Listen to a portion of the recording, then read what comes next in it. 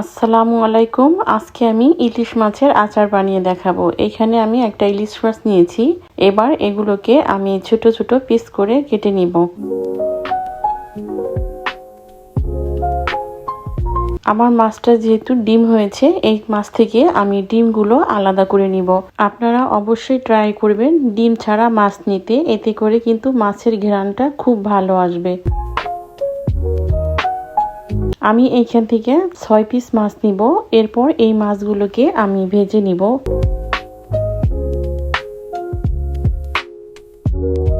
এইখানে আমি ইলিশ মাছের মাথার সামনের অংশটা নিয়েছি, আর এইগুলোকেও আমি একসাথে ভেজে নিব।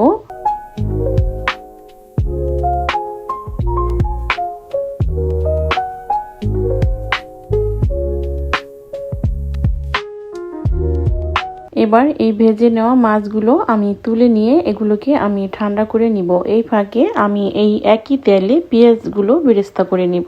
এই তেলে পেঁয়াজ বেরেস্তা করার কারণ হচ্ছে এই তেল থেকে যে মাছের ঘ্রাণটা আছে পেঁয়াজের সাথে সেটা চলে যাবে। হয়ে গেল পেঁয়াজ বেরেস্তা করা। এবার এই পেঁয়াজগুলোকে আমি তুলে নিব।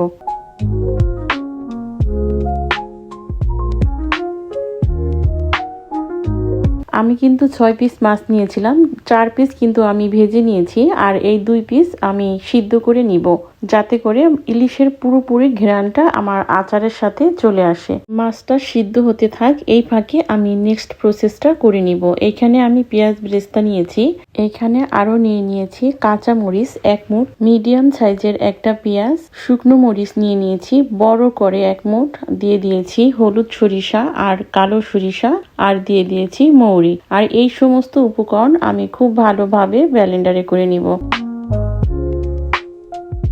এইদিকে আমার ইলিশ মাছটা কিন্তু সিদ্ধ হয়ে গেছে। এবার এই মাছগুলো থেকে আমি যতটা সম্ভব কাঁটাগুলো ছাড়িয়ে নিব।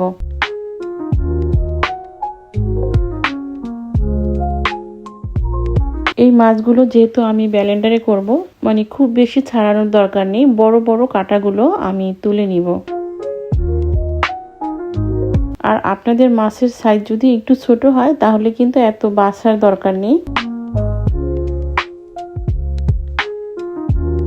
এবার একটা ব্লেন্ডারে আমি এই মাছগুলো দিয়ে দিলাম। এবার আমি সিদ্ধ করা মাছ দুটোকেও বেছে নিব। আর এই ইলিশ মাছের কানসাগুলো কিন্তু আমি দিব না, এটা ঘেরানোর জন্য দিয়েছিলাম। হয়ে গেল বাছা।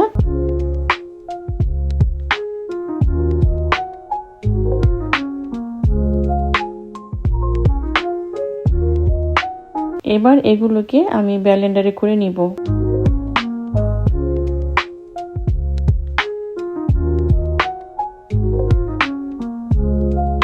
দেখুন এইভাবে আমি এগুলোকে ব্লেন্ডারে করে নিয়েছি। এবার একটা প্যানে দিয়ে দিলাম পরিমাণ মতো সরিষার তেল। আর আমি যে মাছ আর পেঁয়াজটা ভেজেছিলাম তার থেকেও কিছুটা তেল দিয়ে দিলাম। এবার কিছু পেঁয়াজ কুচি দিয়ে দিলাম।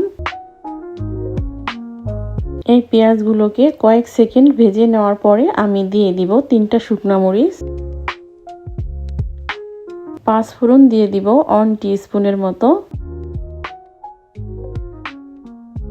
এবার এগুলোকে আমি 1 মিনিটের মতো ভেজে নিব। অবশ্যই খেয়াল রাখবেন যেন 5 ফোড়নটা পুড়ে না যায়। একটু ভেজে নেওয়া হয়ে গেলে যে মশলাটা আমি করেছিলাম প্রথমে, সেই মশলাটা দিয়ে দিব। এবার এই মশলাটাকে আমি খুব ভালোভাবে ভেজে নিব।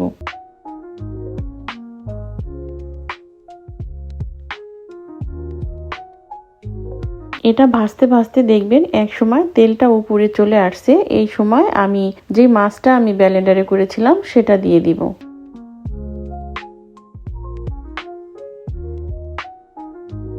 এবার এই মশলার সাথে মাছটাকে আমি খুব ভালোভাবে মিশিয়ে নিব।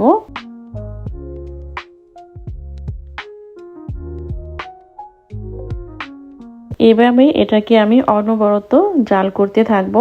5-6 মিনিট পরে এসে কিন্তু আমি এর সাথে লবণ দিয়ে দিয়েছি।